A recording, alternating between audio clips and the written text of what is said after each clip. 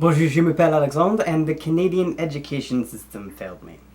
I don't speak any French. Anybody who does speak French and just heard me say that is offended, and I'm sorry, but I had to say some French because I'm watching a French movie. That logic flies, right? I watched a French drama about a young trans boy called Tomboy, which, like, really? Tomboy? About a trans...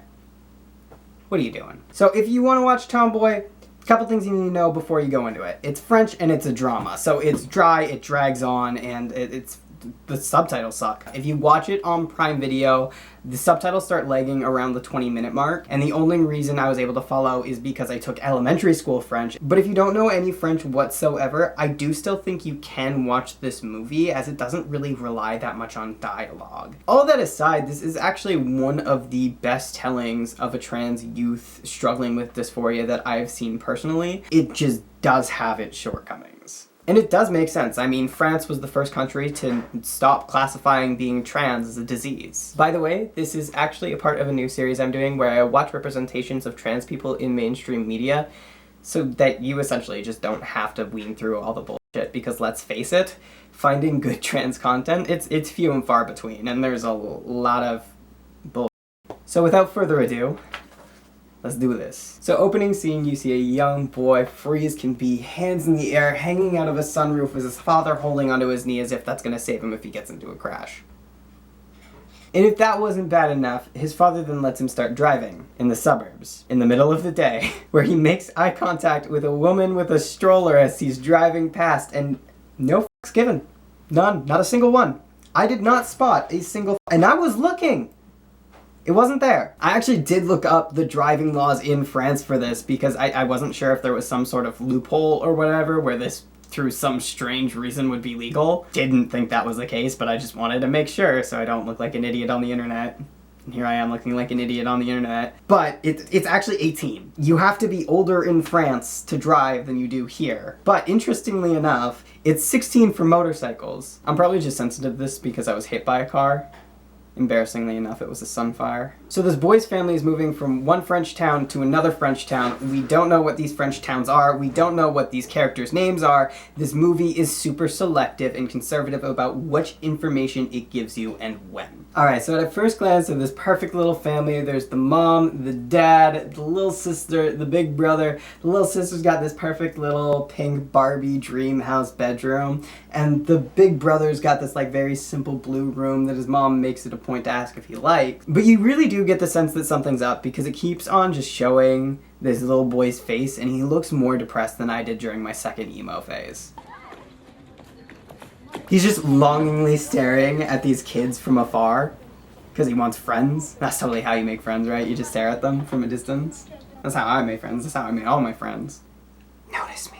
He goes for a walk to ponder how lonely he is when this girl calls him out for being a creeper. Luckily for him, this girl is a champ, and even though he cannot hold a conversation, she still decides to help him out. They introduce themselves, and suddenly they're just like best friends, and I can't even fault this movie for not being realistic because that's genuinely how kids make friends. Like, I know your name, you know my name, we're friends now. It's a simpler world, a better world. I wish I was still a part of that world. He just met her, and she is making herself look bad to make him look good, and then acting mad at it to sell it. Like, get her an Oscar. I don't know what he's saying because this part isn't captioned, which makes me think he's not saying anything, but I don't know, because Prime Video sucks at captioning. This next scene is where we really start getting into the plot, and it is actually my biggest pet peeve with this movie. I do not like when trans narratives center around trans bodies, especially when that body is attached to a child. It's such an odd choice too.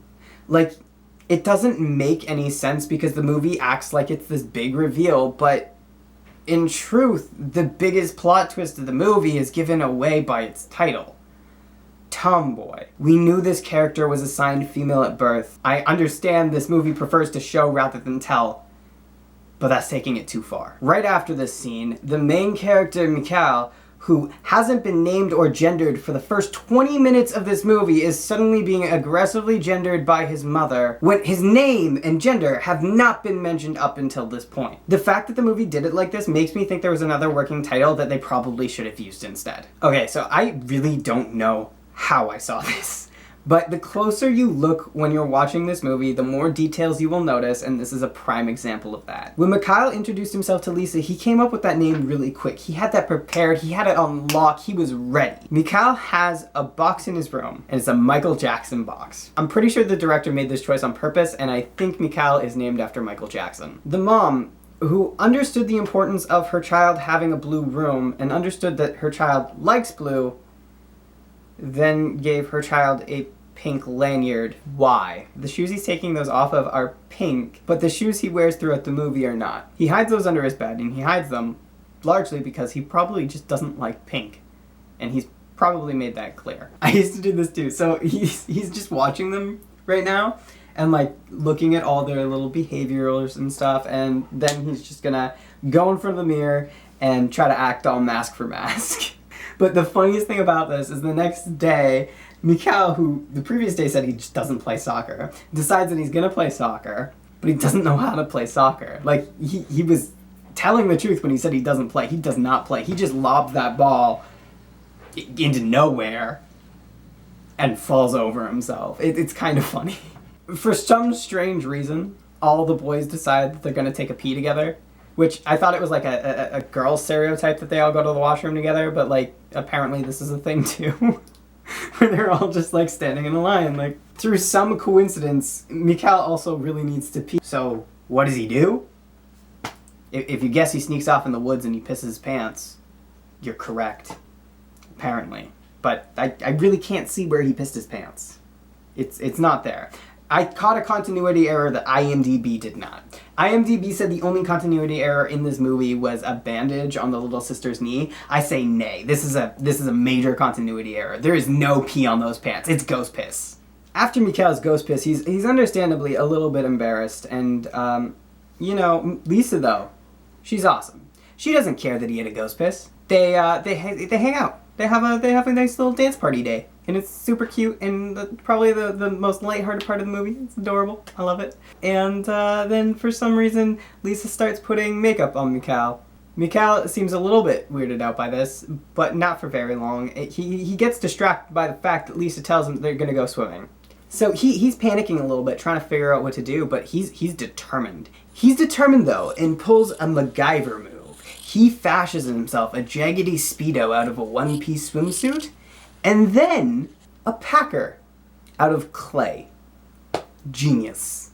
Just genius. Actually, it's horrifying. If you've ever packed, that is not a good idea. It would probably fall out instantly, stain your clothing, not be good. What follows is just the most anxiety-inducing scene because he just kind of like plops it in there. There's nothing securing it. So when they start play fighting, my mind instantly just goes to, oh my god, there's gonna be a clay dick floating in the lake. Because shit like that has happened to me. Thankfully though, I didn't have to relive the worst moment of my life. He was okay, and our boy even got his first kiss. It does go from cute to disturbing real quick though when he decides to put his clay packer in the container with his baby teeth. I guess the logic being that nobody would find it there, but it's still weird. This shit can't go well. So his little sister is threatening to tell on him, and suddenly this turns into a murder scene. It doesn't. But he does bribe her. With friendship. Which is the best kind of bribery. Don't do that. Don't do that. Apart from the whole blackmail aspect of it, his sister is great. As soon as she knows, she begins gendering him correctly and even boasting her brother to her friends. It's kind of adorable. So it makes sense that he's defensive of his sister, but he legitimately beats the shit out of some kid, which is the beginning of the end. So this kid beat up a little girl and is now snitching, and he's not aware of it, but outing Michael. Mikhail? I'm too English. You were beating up a little girl and you snitched? Dude. So his mom then wants to make sure that her son can never be happy, so she outs him to this kid who he was just fighting the day before, putting her child in danger. Some McCann parenting right there. She then feeds him this nonsensical bullshit. Maybe it makes sense in French, but the English translation just does not. It's a contradiction. And she put her child in danger. Like, that's the biggest part of this. She put her child in danger by outing her child in the way that she did. She forced him to wear a dress knowing it would make him uncomfortable. She didn't even think to consult anybody. She was just like, nope. It's not happening. She didn't just out him to this kid though. It's not just him. She also outed him to Lisa. And Lisa is pissed. She doesn't even say anything to him. She just storms out. So Mikhail then runs into the woods to be alone after being traumatized when he hears his friends shit-talking him. So they obviously see him and they start chasing after him to assault him in the woods. By the way, when I said the biggest plot twist in the movie was revealed in the title, I was wrong. The biggest plot twist in the movie is the fact that Lisa is not awesome. Like, she legitimately just pulled down his pants because she didn't want people to think she was gay. Understandably. This fucks our boy up. So the film just decided to implode on itself with this ending for some reason. Comment tu t'appelles?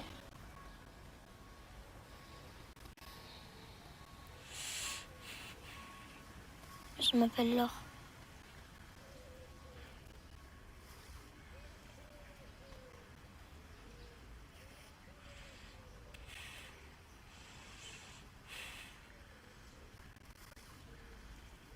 Like, that's the ending. He was forced back into the closet by everyone, and he's pretending to be happy about it. Honestly, this movie was almost perfect. If they would have just tweaked that ending, if he would have said, "My name is Mikhail," or if he would have said, "My name is," and then had that cut there, it would have been beautiful. This is the choice the director made, and the film wound up winning a lesbian award, without a single lesbian in the movie. Honestly, when directors do that, it just makes me instantly think they're just TERFs. I do recommend that you watch it. Again, it is an award-winning movie, even if it did win a lesbian award. It is an award-winning movie for a reason. It's good. The ending was executed poorly. So that's it for this. I think next what I'm going to do is actually Season 2 of OA. I might do an episode of Season 1 where they introduce Buck as a character, but, yeah. Just want to kind of talk about what happened in Season 2 there. If you have any more suggestions, leave them down in the comments below. I read every single comment, so I will take it into consideration. If you like this video, you can go ahead and subscribe. If you want to know when I post, you can go ahead and click that little bell icon. So if you want to follow me elsewhere, you can follow me on Instagram, Twitter, and Snapchat. Instagram being my most used form of social media. Anyway, peace out, Scout people. Bye!